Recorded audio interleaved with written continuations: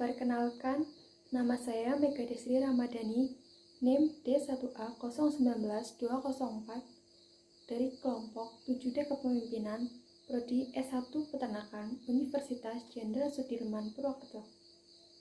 Hai, perkenalkan nama saya Khara Tinisa Inayatullah, NIM D1A019209 dari kelompok 7D. Saya Malinda Pangesti, NIM D1A019125, kelompok 7D, Asisten Evalita Kusuma. Perkenalkan, nama saya Putri Kurniasi, NIM D1A019195, kelompok 7D dengan Asisten Evalita Kusuma. Assalamualaikum, perkenalkan nama saya Wildan Abimanyu dari Prodi S1 Peternakan, kelompok 7D, NIM D1A019205, asisten Mbak Evalita. Menyampaikan pada Presiden, ada keagama kedokteran yang sekarang kita minta untuk membuat protokol-protokol bagaimana kita menanggulangi corona ini dan masyarakat tidak perlu panik karena kita mampu. Dan itu disampaikan juga oleh Presiden tadi, kita mampu, kita bisa dengan pengalaman MERS dan SARS waktu itu, tapi kita tetap harus hati-hati. Yang kedua, kita sampaikan dari sisi dampak ekonominya. Maka kita harapkan keagama pada jabatan apapun, lokasi dimanapun untuk bisa berinisiatif merecover kondisi ekonomi, bahkan kita bisa membuat kajian untuk melakukan political brief kepada pemerintah sehingga kita bisa bertahan menyelamatkan kondisi dari gangguan corona ini. Dan riwayat hidup Gubernur Jawa Tengah yaitu Ganjar Pranowo. Ganjar Pranowo bernama asli Haji Ganjar Pranowo SH.MIP. Beliau lahir pada tanggal 28 Oktober 1968 di Karanganyar, Jawa Tengah. Istrinya bernama Hajah Siti Atikoh Supriyanti, memiliki anak yaitu Sinedin Alam Ganjar dan orang tua Pamuji sebagai ayah dan almarhumah Sri Suparmi sebagai ibu. Beliau memiliki agama yaitu Islam. Riwayat pendidikan. Bapak Ganjar Pranowo bersekolah di SDN 1 Kutoarjo, SMPN 1 Kutoarjo, SMA BOPKRI Yogyakarta, mengambil S1 di Universitas Gadjah Mada, Fakultas Hukum, dan S2 di Universitas Indonesia dengan jurusan Pascasarjana Ilmu Politik. Karir konsultan HRD PT Prakasa tahun 1995 sampai 1999. Anggota Komisi 4 DPR RI 2004 sampai 2009 dalam bidang pertanian, perkebunan, kehutanan, kelautan, perikanan, dan pangan. Wakil Ketua Komisi 2 DPR RI dalam bidang pemerintahan dalam negeri, otonomi daerah, aparatur negara, reformasi birokrasi, pemilu, pertahanan, dan reformasi agraria pada tahun 2009 sampai 2013. Anggota Pansus Angket Bank Senturi di DPR RI tahun 2009 sampai 2010. Anggota Tim Was Senturi di DPR RI 2010 sampai 2013. Ketua Pansus RUU tentang Partai Politik di DPR RI 2007 sampai 2009. Ketua Pansus tentang MPR, DPR, DPD, dan DPRD di DPR RI 2007 sampai 2009. Anggota Badan Legislasi DPR RI 2004 sampai 2010. Sekretaris Fraksi DPIP MPR di 2009 sampai 2010. Sekretaris 1 Fraksi DPIP DPR RI 2007 sampai 2009. Wakil Sekretaris Fraksi DPIP DPR RI 2010 sampai 2013 dan menjadi Gubernur Jawa Tengah dari 2013 sampai 2018. Solusi lain ditawarkan Gubernur Jawa Barat Ridwan Kamil yang menginginkan dilakukannya tes massal meniru Korea. Sementara itu, Wali Kota Surabaya Tri Risma hari ini sejak awal melakukan disinfektan secara masif di area publik, termasuk memasang bilik-bilik disinfektan di pintu masuk sarana umum. Ketika ketegangan menemukan titik kompromi melalui kebijakan pembatasan sosial berskala besar atau PSBB, daerah-daerah yang menjadi bagian dari metropolitan Jabodetabek yang pertama mengajukan dan disetujui. Disusul daerah-daerah seperti Pekanbaru, Tegal, Bandung, dan Makassar. Di tengah perlombaan kepemimpinan itu, Gubernur Jawa Tengah Ganjar Pranowo sudah tampak tidak seagresif kepala-kepala daerah lain, khususnya dalam menerapkan lockdown atau mengusulkan PSBB. Bahkan terkesan Ganjar tidak setuju ketika lockdown diberlakukan di Tegal, ujar Endang. Dia melihat Ganjar mengambil langkah-langkah strategis, diantaranya menyiapkan anggaran khusus untuk menangani pandemi mencapai 1,4 triliun rupiah.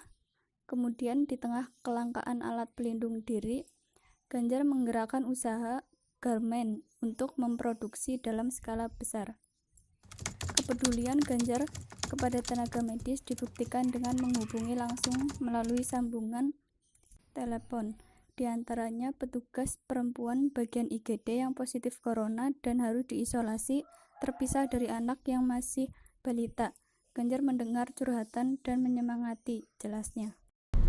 Ganjar juga menelpon seorang pasien yang sembuh lalu berbagi pengalaman saat berjuang melawan corona. Tidak lupa mengingatkan agar masyarakat mematuhi imbauan pemerintah soal physical distancing. Pasien lainnya bercerita soal stigma yang dialami sebagai pengidap COVID-19. Lanjut Endang. Dia menilai diskriminasi paling menyedot perhatian publik adalah penolakan sebagian warga terhadap pemakaman jenazah perawat asal Semarang yang positif corona. Ganjar sampai mengupayakan agar tenaga medis yang menjadi korban COVID-19 dapat dikebumikan di Taman Makam Pahlawan. Provinsi Jateng sebagai daerah asal pemudik di kota-kota besar yang telah menjadi zona merah menjadi persoalan tersendiri. Tidak bisa dihindari sebagian perantau memutuskan untuk mudik setelah banyak perusahaan diliburkan atau berhenti operasinya usaha-usaha sektor informal.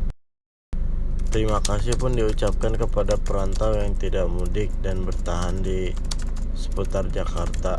Kepada mereka, Ganjar mengupayakan agar mereka mendapat bantuan sosial serta berkomunikasi dengan pemerintah pusat dan kepala-kepala daerah setempat DKI Jakarta, Jabar, dan Banten, terangnya. Endang mengingatkan Ganjar juga memastikan perantau asal daerah lain yang ada di Jateng akan dipelihara. Misalkan Ganjar mendatangi asrama mahasiswa Papua dan dalam waktu 1 jam bantuan sembako dari pemerintah provinsi Jateng langsung tiba. Ganjar memilih jalan kepemimpinan yang mengayomi dan menginspirasi di tengah-tengah pandemi. Kepedulian semacam itu tampaknya berurat akar dari pengalaman hidup Ganjar yang prihatin. Banyak dirundung kerusuhan sebagaimana nama asli Ganjar yaitu Sungkowo, artinya kesedihan, tutupnya. Jakarta, publik menilai Provinsi Jawa Tengah yang dipimpin oleh Gubernur Ganjar Pranowo paling cepat dalam merespon pandemi COVID-19. Hal ini berdasarkan survei yang dilakukan Saiful Munajih Research Center atau SMRC dengan mewawancarai 1.200 responden yang tersebar di 34 provinsi di Indonesia. Dari hasil survei, diketahui bahwa 73% responden menilai Ganjar Pranowo cepat dalam mengambil kebijakan dalam menanggulangi virus corona. Di urutan kedua, ada Provinsi Jawa Timur dengan 68%, kemudian Pemprov DKI Jakarta 62%, sedangkan provinsi yang paling lamban menangani COVID-19 adalah Banten dan Sulawesi Selatan 50%, serta Jawa Barat 49%. Direktur SMRC Sirojudin Abbas mengatakan bahwa penilaian warga Jawa Tengah atas kecepatan pemerintah provinsi dalam menangani COVID-19 lebih tinggi dibandingkan penilaian warga lainnya. Ganjar dan pemerintah Provinsi Jateng dinilai sigap menghadapi kelangkatan anggaran pendapatan daerah dengan membuat coverall atau pemakaian hazmat sendiri. Sirojudin mengatakan, Ganjar juga setiap hari berkeliling ke pelosok daerah untuk mensosialisasikan corona dan membagikan masker serta sembako. Selain itu, desa-desa di Jateng aktif membuat posko dan balai karantina untuk mengisolasi pendatang. Aktivitas Ganjar ini rupanya dimonitor dengan baik oleh masyarakat. Mereka bisa melihat melalui akun-akun media sosial Ganjar Pranowo, baik Twitter, Facebook, Instagram, maupun YouTube. Dari hasil survei ini juga diketahui bahwa 52% warga menilai Presiden Joko Widodo telah bergerak cepat dalam menangani pandemi corona. Sementara itu, 41% warga menilai lamban dan sisanya tidak memberikan penilaian.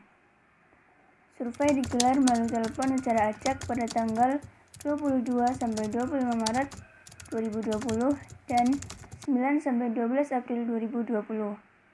Mereka yang disurvei adalah sudah berusia di atas 17 tahun.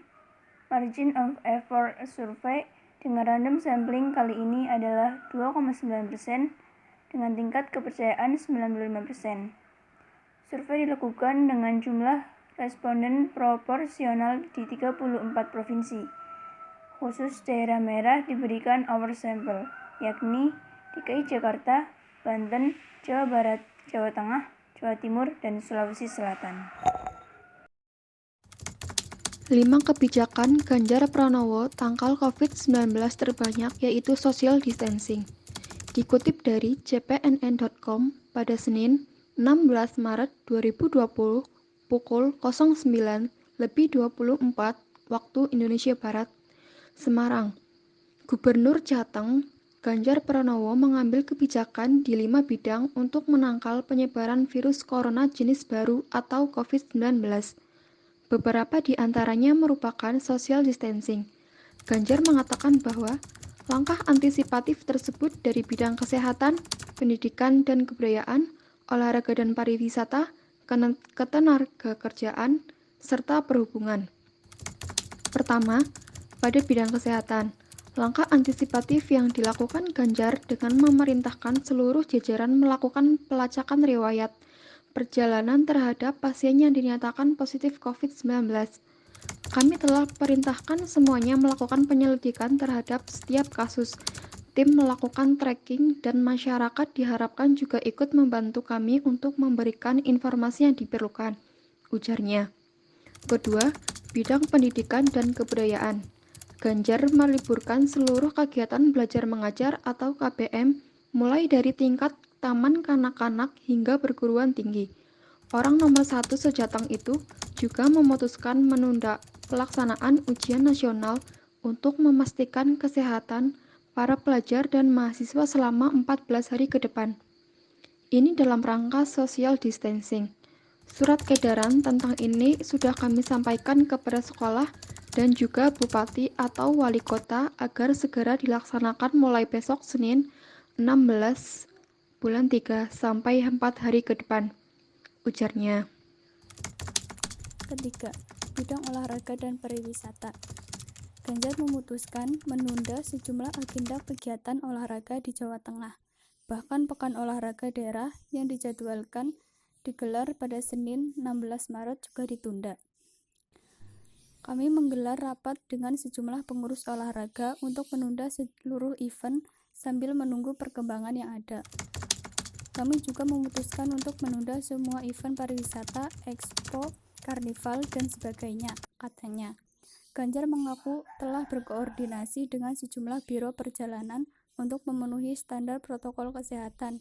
Apabila mereka membawa wisatawan, maka harus dicek kesehatannya dengan thermal gun dan harus sering cuci tangan menggunakan sabun. Kalau wisatawan keberatan, maka tidak diizinkan turun dan memasuki daerah wisata. Sementara pengelola wisata yang berpotensi daya tarik mancanegara diminta melakukan protokol screening kesehatan dan koordinasi dengan dinas kesehatan serta rumah sakit setempat, ujar Ganjar. Keempat, di bidang ketenaga kerjaan, Ganjar memerintahkan seluruh perusahaan melarang masuk kerja karyawan yang demam, batuk, dan pilek. Perusahaan juga harus melakukan pemeriksaan kesehatan kepada seluruh karyawannya. Perusahaan juga diminta melakukan pembagian waktu kerja bagi karyawan agar tidak terjadi penumpukan. Sedangkan perusahaan wajib berkoordinasi dengan buruh dan serikat kerja untuk pembagian shift. Saya melarang perusahaan yang memiliki tenaga kerja asing untuk melakukan perjalanan ke luar negeri. Kami minta perusahaan juga membatasi kunjungan tamu ke perusahaan, katanya. Kelima, di bidang perhubungan, Ganjar memutuskan melarang kapal pesiar asing bersandar di seluruh pelabuhan di Provinsi Jateng untuk sementara waktu. Bahkan seluruh pelaku usaha transportasi umum juga diminta melakukan penjagaan terhadap kebersihan sesuai standar dari tata laksana yang baik. Seluruh ruang publik, sarana prasarana, tempat ibadah, terminal, dan stasiun harus dijaga kebersihannya sesuai standar prosedur yang ada. Kami minta semua tempat umum itu disediakan tempat cuci tangan dengan sabun dan hand sanitizer. Tutupnya. Jumlah pasien yang dinyatakan positif terinfeksi COVID-19 di Jateng bertambah 2 orang setelah ada laporan ditemukan kembali kasus mereka yang terkonfirmasi. Jumlah total pasien yang positif terkena COVID-19 dan dirawat di rumah sakit di Jateng tercatat 4 kasus dengan rincian 2 pasien dirawat RSUD Dr. Muwardi, Kota Surakarta. Seorang diantaranya meninggal dunia, sedangkan di RSUP Dr. Karyadi Semarang dan RSUD dari Magelang masing-masing seorang pasien.